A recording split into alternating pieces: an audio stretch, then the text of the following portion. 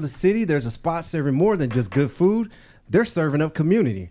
At Mango's Southern Kitchen and Bar, the vibes are fresh, the plates are soulful, and the energy unmatched. It's where culture meets comfort, and every bit tells a story. That's coming up next on Rooted in Progress.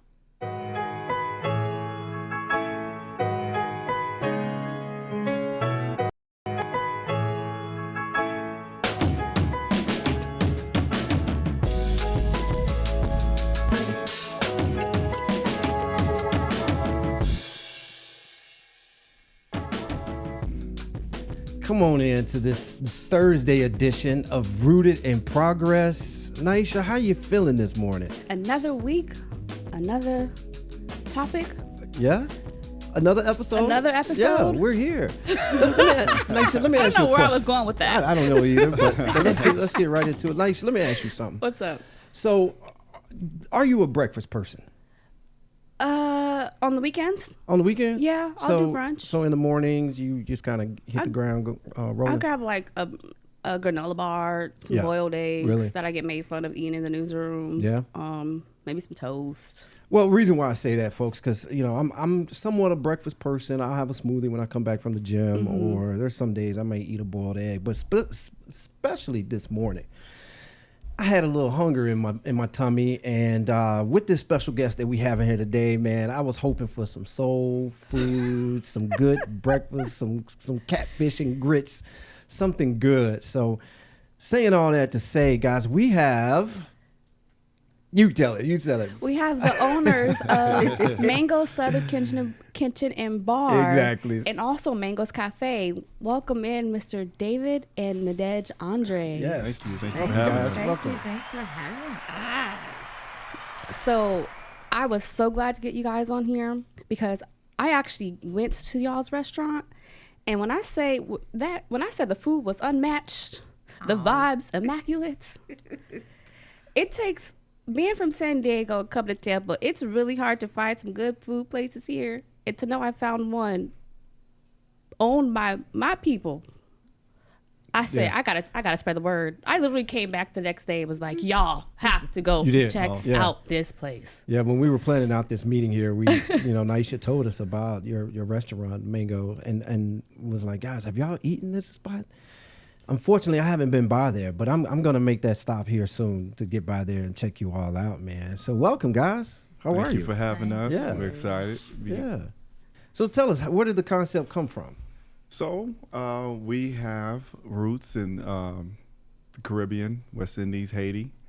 And so food has always been a huge part of our culture, and coming together, fellowshipping, family.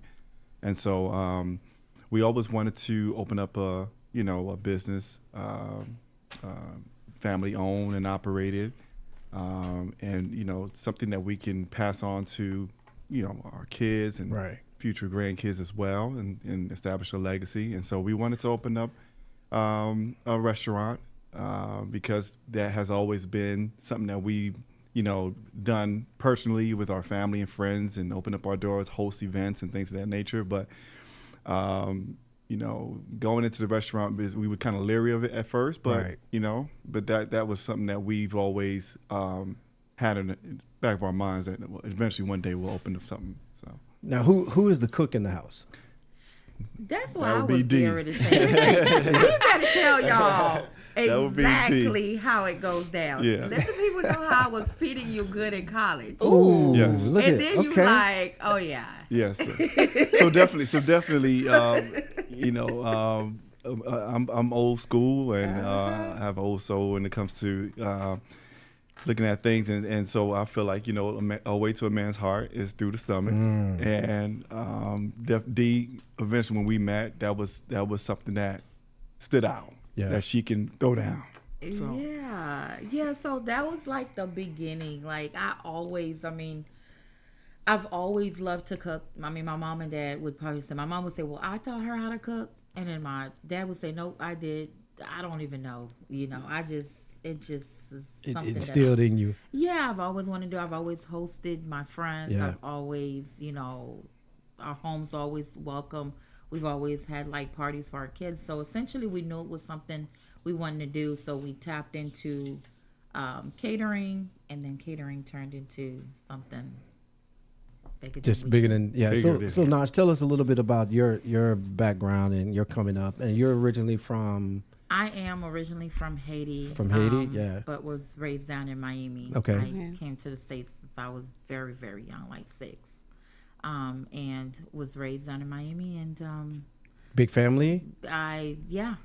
6 siblings, mom and dad. We grew up down in South Florida, and always had love for culture, family, and organic food. Like my mom grew a lot of our food. Really. And stems from mangoes, because we had so many different mango trees. I grew up picking mangoes, and it's always been a childhood memory, and I stuck with it. And what was the kitchen like? Were you always in there, just right up under the arm of your mom, your grandmother, I was asking questions, trying to figure out secret recipes? You know what? Growing up, both of my parents were hardworking parents. Right. My mom worked and my dad worked, and my sister, older than I am, we grew up, caring for our younger siblings. And so when my mom, was out working, and when we get to school, we had to take care of, our younger siblings. And I just started, experimenting. My mom did teach me a few things I could recall, but it was mostly like just the interests. It was self-interest. And I just, took it and run with it. And I was really taking care of my mom. I remember, I had a fond memory of my mom was in the hospital giving birth to my younger sister. And I can recall this meal I made. And at that moment, my mom, she was so intrigued, taken back. It was a full, in our culture, we call it sauce bar, which is black beans, ripe rice, and chicken. Yeah. Yep, and I was only 10. And so they were just intrigued. And I just knew this is something that I love to do. From the start. Yeah. Yeah. So, Nisha, you hungry yet? Oh, yeah. Is that your stomach that's growling in the background? I keep looking at these pictures, man. We might have That's to. a gift, because I'll tell you what, I was not in the kitchen when I was growing up. I had a lot of women in my family, but they were like, "Get out the kitchen. You're more of in the way than a help." That's probably why I don't know how to cook today. But that's really a gift for sure. You said that's how you are with your kids? Yes, Really? my son, they're not really showing. I mean, what Noah, I think, was No one, showing. our oldest one is showing a little bit, but they're more of like a professional eater like me. So Okay. they're waiting for the finished product. I call it a professional taste tester. That too. Yeah. So, David, are you more like the cleanup man, or are you right there as a sous chef in the kitchen? I'm for one. I got to get the food, so I'm the one. I got to pick up, do the delivery. Okay. He goes fishing. Oh, really? Yeah, I got to get the food. I got to get the produce in, the groceries in, and we're definitely anticipating. We know whatever she's stirring up, it can be, with everything she needs. Sometimes she can do much with little, and so when I just seen that she had a knack for that, and that was something natural. That was something that came easy to her, and she did it with passion. Because there's a lot of people who know how to do certain things, whether it's electrical work, plumbing, or whatever. But when you have a passion for it, it takes it to a different level. Right. So it's something different. It never feels like work for you, huh? It didn't look like it was work for her. She made it look easy. She did it quick, and so it's just natural. Even my sisters would be like, "How do you get this stuff done?" I'm like, I don't know. So a lot of your recipes that you have on your menu, self-created, just the creativity part. Yes, and people also ask. So, people often ask me, "Okay, you're from the Caribbean. Where do you create soul food? How do you tap into that?" And I always like to tell people, when you're passionate about something, food is food. For me, at least for me, food is food, creating it in my way. Like it's just what I do, my version of it. And so even like with our soul food, it's Caribbean inspired. And I think that's what sets us apart. Yeah. So essentially our soul food, we create our own marinades and sauces spices and seasoning. And those go into our soul food, but they're Caribbean and they're Caribbean, spices. Right. And so that sets us apart a bit. And it's just, to me, it's just food. When I was catering, I'd have, clients who asked me for Asian inspired food or Italian inspired food. And I just created in my mind what I know that to be. Yeah. So basically the soul food is the blank canvas. Yeah. Yes. And everything else that comes along is just the artistic mind, creativity, all that is in you. So Yeah. let's dive into the story behind, you two. And you basically, David, said that, or D, you said it when you were in college, you whipped them up something. You knew right then it was a match made. Man, listen, did you start taking your shoes off and Man, letting them know, like, she was wifey. Yeah. You knew right there, that right? she was. It was like, okay, this is definitely something that. this is good. Yeah. Scoot over. It's comfort food. I mean, it's a universal language when it comes to great foods, and it breaks it's like an icebreaker. It breaks any barriers or differences or anything you have, especially when it comes to just dating and meeting someone who is able to give you something that that it tastes good. It just kind of like we just kind of connected on many different levels. But that was something that I was impressed with and I enjoyed. So that was. I couldn't wait to taste the next meal. Love at first sight. Yeah. Or love at first bite. Right. Bite, yeah. I like that. Love at first bite. Absolutely. Yeah. So, and you guys started your first, food truck, you say? Let's talk about just the start. Like, when do you realize it go from a catering, or let's take a step back, when it goes from like, man, this is good and all your friends are over, family saying, girl, you got something. Guys, you all are onto something. When did it go from that to, hey, man, let's start serving up the community? Well, that's where I consider myself like more of a visionary. So that's where I start looking at things, like where do we go from here as far as like, our interests, our goals, family goals and everything else. And I just felt like, we can monetize this, why not start a catering business? You have a knack for it. You have a gift. I'm big on community empowerment and going out in the community and engaging and things of that nature. We put those things together. We can do catering. And so I'm gonna I'll let Dee take it from there because that's. Yeah, I mean, I worked for college. For about 18 years prior to, tapping into like this whole catering thing. And I used to do, the potlucks. I used to bring those over. Friends would ask me to cook them a pot of something, and I'm like, okay, yeah, that's cool. Then they're like, girl, you got to do something with this, and so, like my husband's saying, it's just, he's like, even with him, he's like, with the kids' birthday parties and different things that I put together and gathering, we're like, okay, it only makes sense. So we started that off. Your dishes were the only ones that everyone ate all of it. Right? Yes. Or requested of. You knew you were on to something at that point, right? Doing yes, absolutely. Absolutely. And it wasn't like nothing. I'm like, oh my, to me it's like nothing. I'm like, right. It's nothing to them. They're like, well, how did you get this or how did you make this? And so we knew it was something. But with that, we still work, both 9 to 5s and have young families, young children. And so we're like, we'll just take it a step at a time, just do a weekend thing. And that weekend thing became like every weekend. Really? We were getting, requests for catering, weddings, 250 people. Wow. Now, I knew how to cook, but I didn't know I knew how to make things flavorful for 250 people. Right. I'm like, I know how to cook for 6, 8, 9, 10. Yeah. But that was the challenge.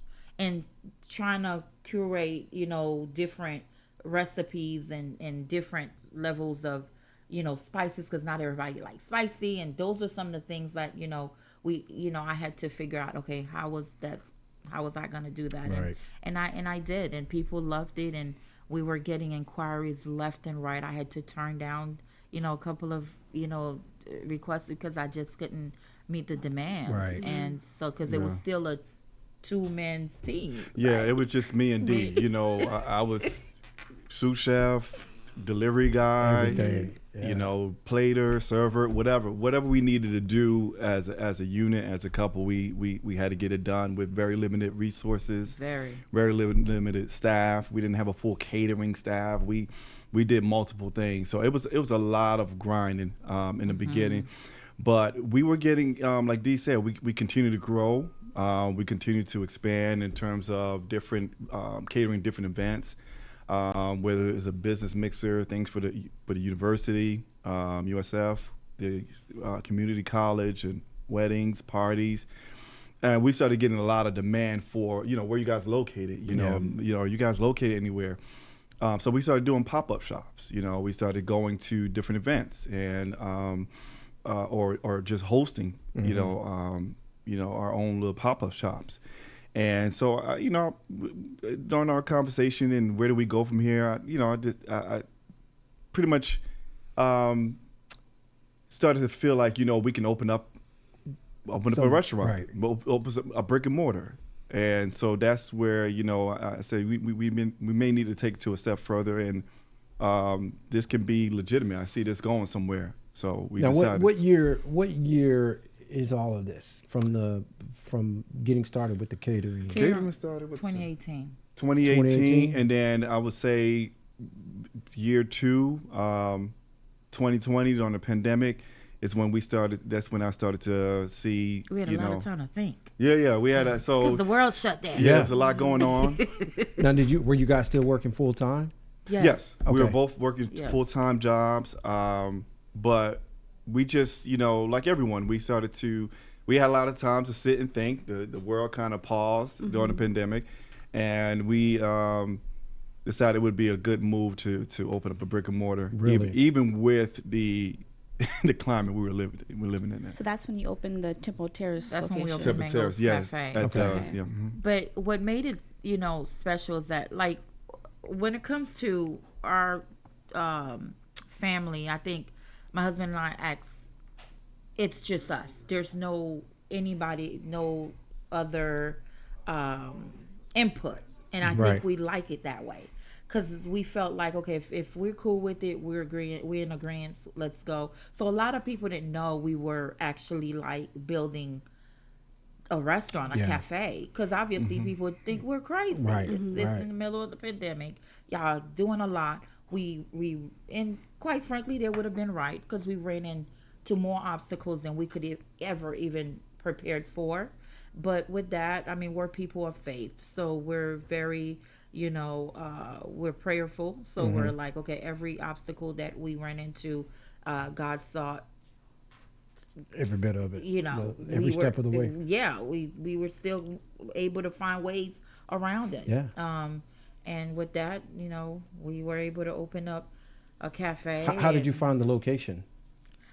I mean, like I was saying, like, we didn't even ask permission. We just looked. I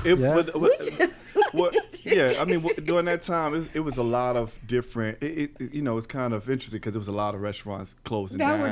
Exactly. Right. A lot of people. It was a lot going on during that time, but we knew that this is what we wanted to do. We were focused, and like Dee said, it was more so that we wanted to keep it within amongst ourselves.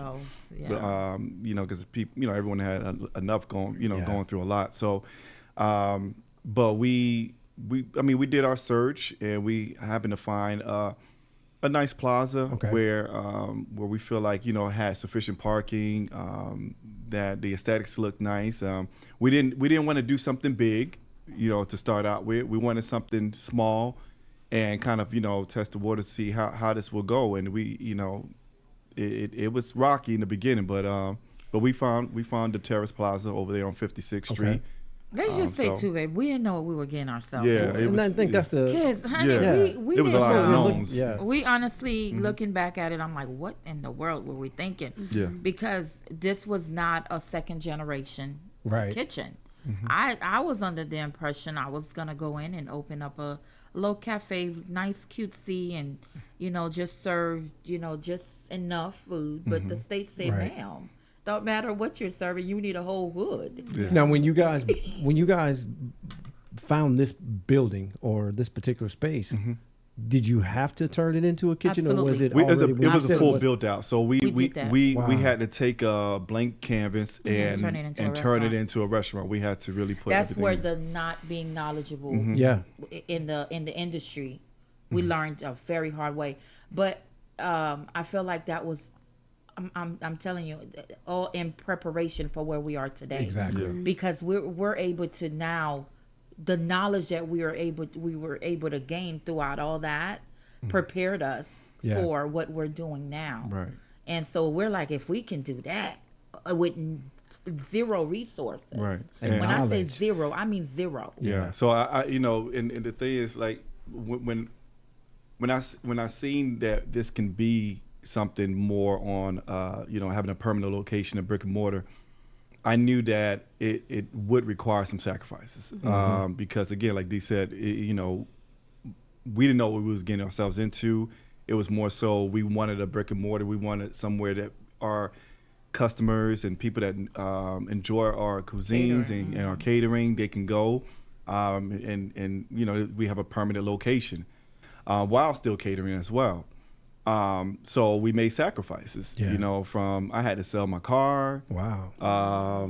We had to dip into our, savings and 401ks, whatever was needed. We had to garner up finances needed to, because the banks didn't play fair. So they didn't care what it was. We did look for ways to try to get some fundings and this and zero. We got zero financial backing. And so that was discouraging, and truly we wanted to back out, but we were too deep in, and the landlord said, ma'am, you signed a whole lease. I'm like, oh, You have to make this work. we had to. We had no other choice. We had to find a way to make it work. Yeah. So let's looking back at it now, what would you tell your younger self or your back self then, or back then self? Excuse me. Of what you know now then. I mean, because there sound like to me, somebody, it was easy for you guys to just give up and say, forget this. I'm sticking to either catering or just cooking for my people or my folks, my family. You want to go first? You know what? I'll grab it. Yeah. I've been told no all my life. I've been told you can't do this. I've been told you're not equipped. You're not, smart enough. You're not, you have this type of learning disability. You have that, and you have this. I've been told no so many times. I'm a 4-year. I went to USF and worked on my master's. Okay. I've done some master's work, and I'm like, these were some of the no's that I was told that I was able to overcome. And I'm like, by all means. Yeah. I eat no's. When I tell you guys I eat no's for breakfast. That's what I'm talking about. I eat them up. There we go. Because I just, they didn't define me. And it really made me a beast. And so with that, I would, I tapped into my younger self and said, you know what? The world wanted to keep you in such space that you shouldn't be, or you shouldn't be doing what you're doing. And so with that, I'm like, okay, watch me. I'm going to do it, and I've done it. Yeah. And so that's powerful. That's powerful. So, hey guys, real quick, we're going to take a quick break, and we're going to come back more with the Mango Kitchen Cafe. Stand by.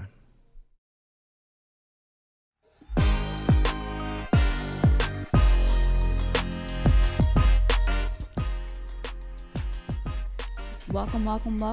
We are joined by the owners of Mango Southern Kitchen and Bar, the Andres. They were telling us how Miss D said she ate nose for breakfast. Nose for breakfast. She Man, didn't. that's She didn't deep. take no, and was Yep. able to open a restaurant during pandemic.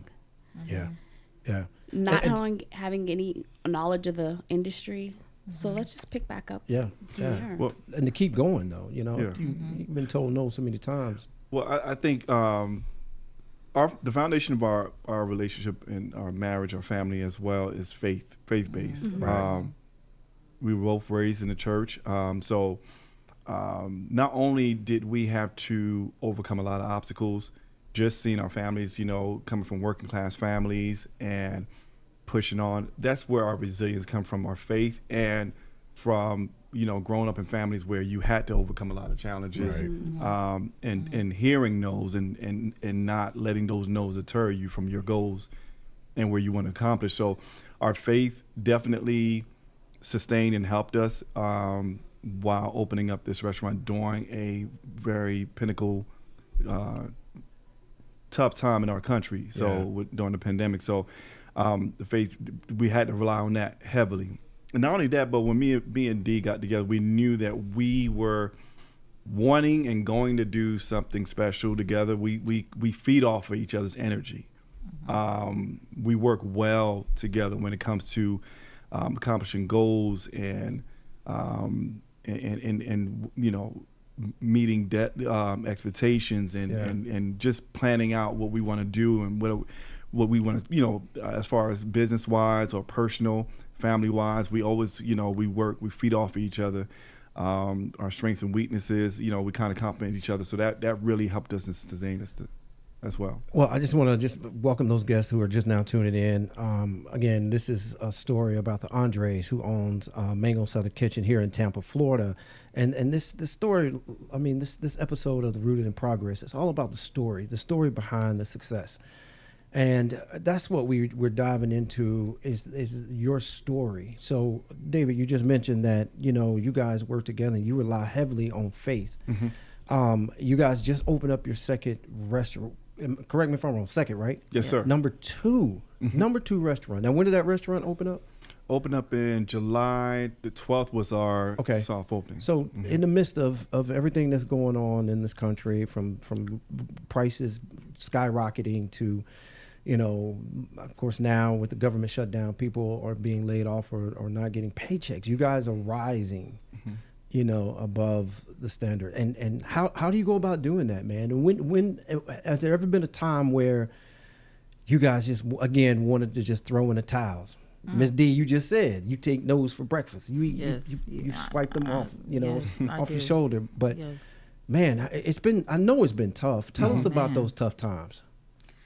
Ooh, it's listen, this does not come easy. I mean, and I say this with respect to every entrepreneur, especially in the culinary industry.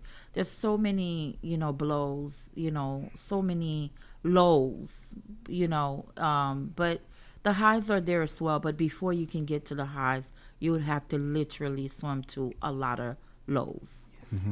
So we've encountered some of those, and even though, you know, things are rough, we just focus on the gold, focus on the, you know, the promises I felt God has for us. I feel like we'll go through things, but He won't leave us in them. He'll provide us with the needs that, you know, to overcome, and that's all it is. And so and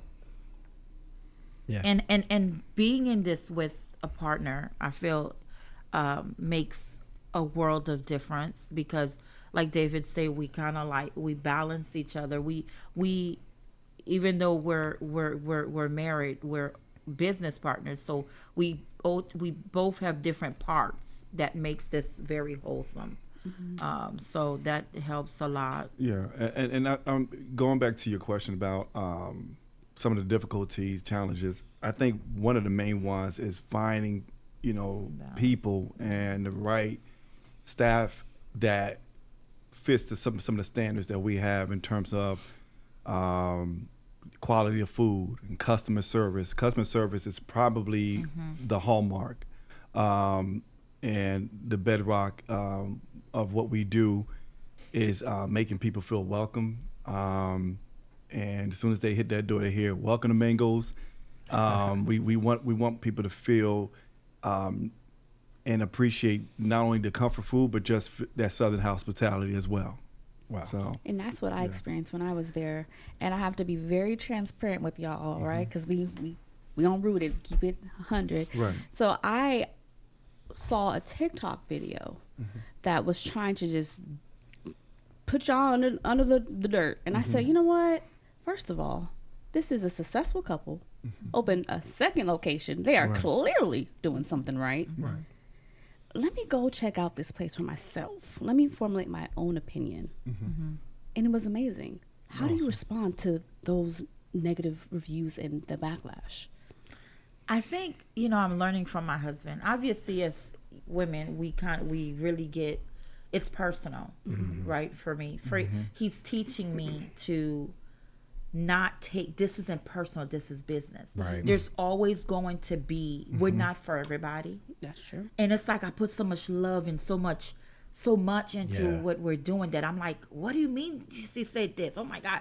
You know, but he's teaching me that's a distraction. And we got to keep focus. We got to stay the course. We got to improve. And going back to what you're saying, so Mango's Cafe is just what it is. It's a small cafe. It's 750 square feet, right? Okay.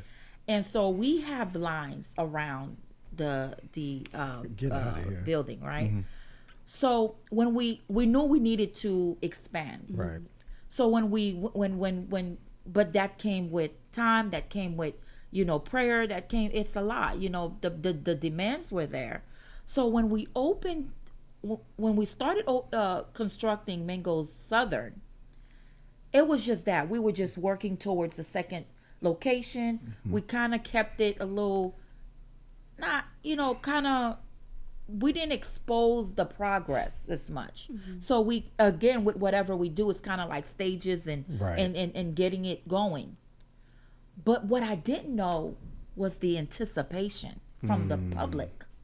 I didn't even know. I was like, Lord, I don't know. Like, so when we initially opened Mango Southern,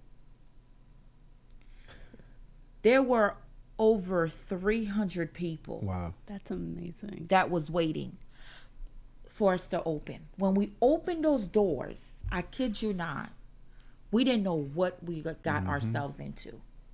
We didn't know how we were going to feed these people. Yeah. Wow. Everything that could have gone wrong went wrong. Really? Yeah. Our system crashed because the system wait a minute. Oh yeah. Yeah. A huge influx. Yeah. Oh my God. So even the people, the servers, the bartenders, they weren't prepared. Yeah. Wow. They didn't know what to do. Everybody's got, the system's everything was just going left. Right. And that's where a lot of that came from too, because people who made reservations, people who came in, they were waiting an hour and a half, 2 hours. Some people were waiting 3 hours. Oh my goodness. And I'm like, oh my God, what do we do? So a lot of that stemmed from that.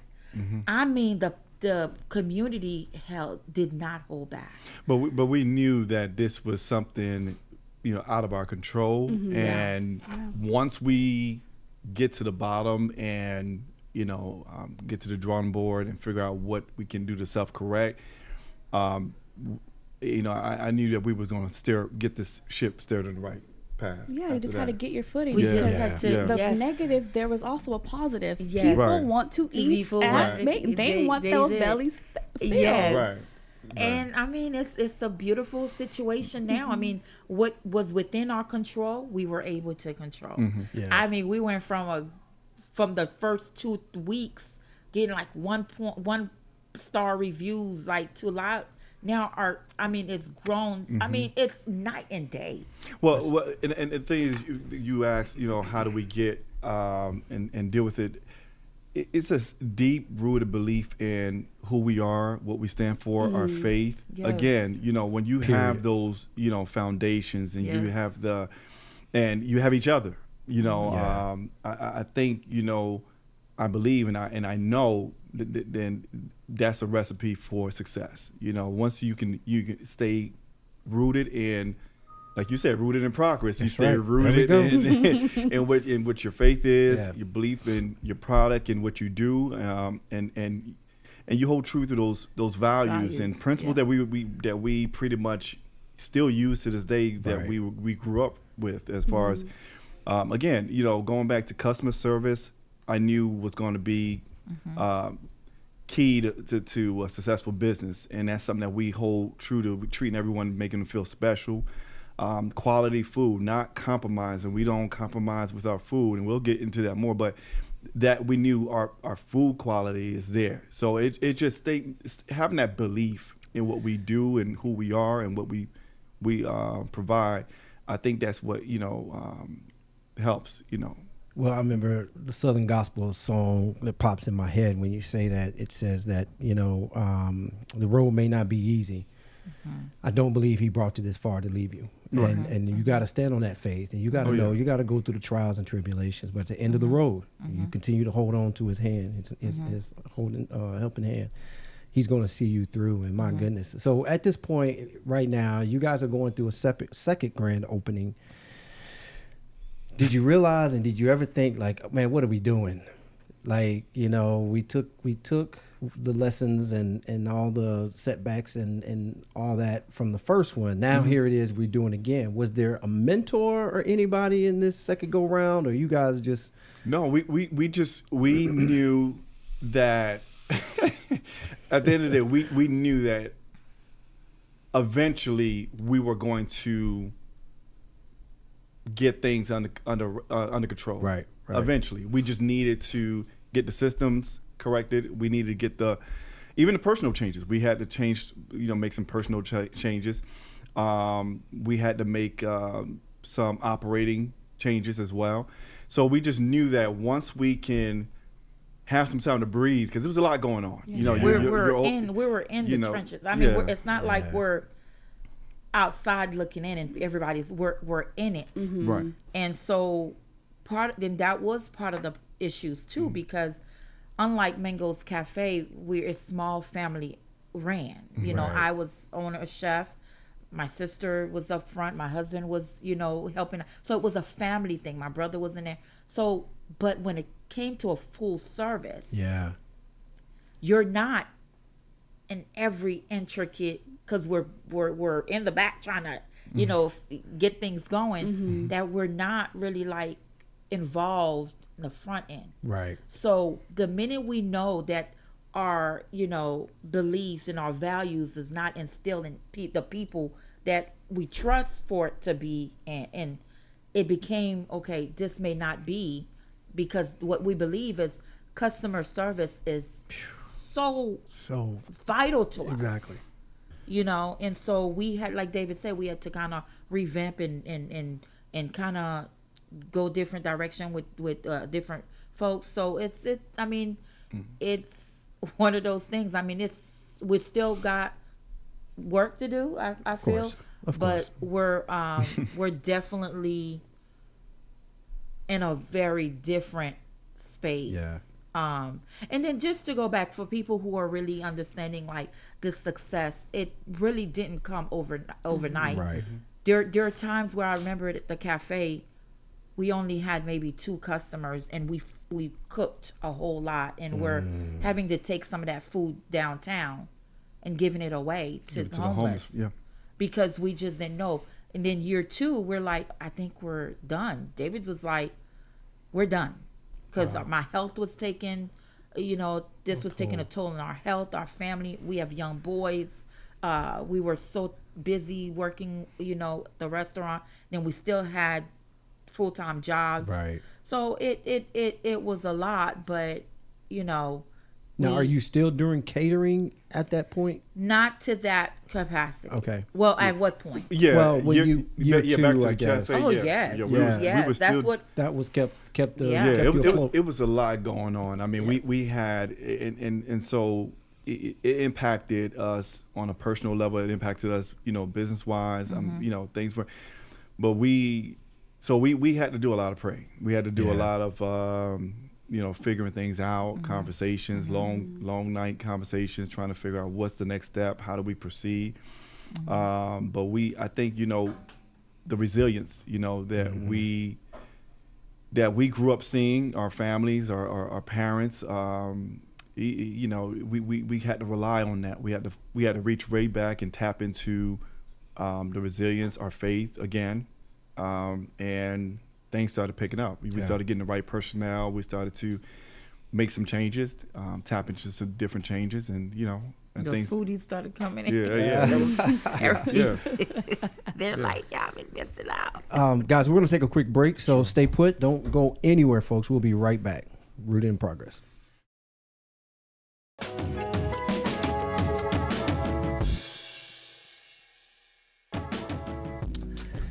Welcome back in the house.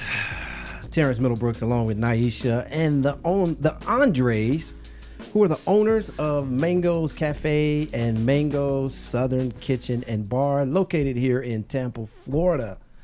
Yes, sir. Yes, Wow, sir. man, I got to get by this spot, man. I think it's going to turn into an enterprise. Uh-oh. Speaking of what's next, are you guys going to open another location? Like what's happening? Eventually, we want to expand. Yes. We're very ambitious, and we believe, again, we have a strong belief in what we do, and we're enjoying the turnaround, and we definitely got our footing. So we want to continue to build on that, and then in the near future, we want to eventually expand and Different locations. Different locations. Okay. So now, where's lot. the second location? Where's the kitchen located? Seminole Heights. Seminole Heights. Okay, gotcha. So for those who are listening, don't live in Tampa, come to Tampa. When you visit Tampa, North Florida Avenue. there you go. The heart of Seminole Heights. Yeah. And you All offer dinner and brunch. I was there for dinner. I got to make it back towards brunch. Yes. Would yes, you brunch is a think big of deal. maybe doing breakfast? Is that question mark? I don't know. I feel like the dinner aspect is so much more, I feel, to give. Yeah. But brunch, it's not too far because brunch is, 11. That's still, So we're a little early. Is the reason why you guys came empty-handed. Had this podcast been around noon, I would at least got my catfish and grits or something. catfish and grits. You gotta come by and try the catfish and grits. I know. I will. I am really definitely good. getting by there. Let's just dive into far as the aesthetics of this restaurant. You went from a cafe to an actual kitchen. Talk about the ambiance, man, and just I know Naisha went. She came back raving and all that, man. I see you got a patio or rooftop. Yes, sir. So with this one, I mean, the cafe is more casual, more quick service, casual. So we wanted to do something different with our second location. We wanted to offer a full service restaurant and bar, because the first location that we don't have a bar, and we have limited seating in the cafe because it's more of a quick service takeout. Yeah. So we wanted this to be more on a dining experience. We wanted to provide an elevated experience. So we wanted fine dining aspect into it. We wanted the aesthetics to be a little bit more, bougie. Reservations. You guys take reservations. Yes. Heavy. Yes. It is reservations heavy. It's reservation recommended. Unfortunately, sometime when we are full to capacity, we do have to turn folks away because it's just that's a good thing. And at some point for us, it's quality over quantity. Absolutely. So we want to provide the best experiences possible. And it's beyond the dollars for us. Like someone who, I don't know who we were talking to the other day, they was like, I know you guys doing well. I know the money's coming. I'm like, and we looked at each other and we're like, it's so much bigger than that. Right. It's the experience that we're trying to give. It's the difference we're trying to fill. I always tell people, I'm just trying to fill the gap, because I find that even with our own experience, there is a missing link, especially black and brown restaurants. That's why we just want to provide a space where we can go in and really enjoy the aesthetics and the quality and the customer service in a very what way, babe? I would say more like an elevated, like settled way. Yeah. Settled. You know, very settled. Like I want to have a conversation on my date night. I wanna, you know, relax and enjoy some, you know, nice music and really be in tune with the engagement and then the aesthetic of the place and of course the food. Right, and not only that, but you know, we wanted you know, to have a place where you can invite your mom, you know, your grandma, your auntie, the pastor, you know. So we you know, or you know, if you want to, you know, have a business meeting there, you can have a date night. You know, we have a lot of couples that come out and they enjoy the couples rooftop destination, you know, experience, and you know, family oriented environment as well. So I think we accomplished it. I think we you know, we're providing the Tampa Bay area with something different, and you know, live music. Yes, sir. You told me that. We do have, you know, so there's this one space with 3 different vibes. Yeah. So essentially we call downstairs the main dining area or 1.0, which is more like very casual. Is it more casual, you said? No. I mean, it's more as an elevated. I'm sorry, not casual, but elevated and more date-like. Then you have the 1.0, which is our 1.5 is more the lounge level. Mm-hmm. And then the rooftop is more your 2.0. So. Really? So it's like 3 different vibes, but then you do have a DJ on the weekends, Friday, Saturday, Sunday, 90s and 2000 music, you know, that R&B, really a little bit hip hop. So you know, they do like that. I'm gonna put my reservations in ASAP. Let's go this weekend, Terry. I'm telling you. Come on out. Come on out. So let's talk about the community and how the community is accepted. You know, you guys also cater to the community. Talk about the importance of just having a great community around you. Well, going back to faith, you know, I'm big on community empowerment and reaching out and making an impact in the community. So we definitely wanted to have more community engagement. We wanted to provide a space that, you know, people from all walks of life can come into our establishment and enjoy some great food, comfort food, and Southern hospitality as well. We wanted that stigma off of, you know, Black owned restaurants and cafes where you come in, you know what you're going to get, you know, but we wanted to change that narrative, and let people know that you can, you know, experience what you experience in other different types of restaurants and cultures. You can experience it within your own as well. You can be provided with quality service, quality food, and a great experience. So, well, before we get out of here, I want to let everyone know. First off, what is your favorite? What is the most popular dish on your menu? Oxtails, I would say, is our most popular one. As far as the appetizers, I would say soul rolls and the collard green dip. Yep. Really? What's your favorite to prepare? Oh, it's my favorite to prepare. Honestly, I don't have a favorite. I get excited just by making just about anything. Yeah. I do like to bring in like different featured items, and I get excited about the new things, you know. Yeah. So you said oxtails is a certain dish or anything oxtails? No. No. Oxtail is one of our dishes. We have the smothered turkey wings. We have things from like catfish, the Caribbean snapper. Awesome. And this is soul food inspired.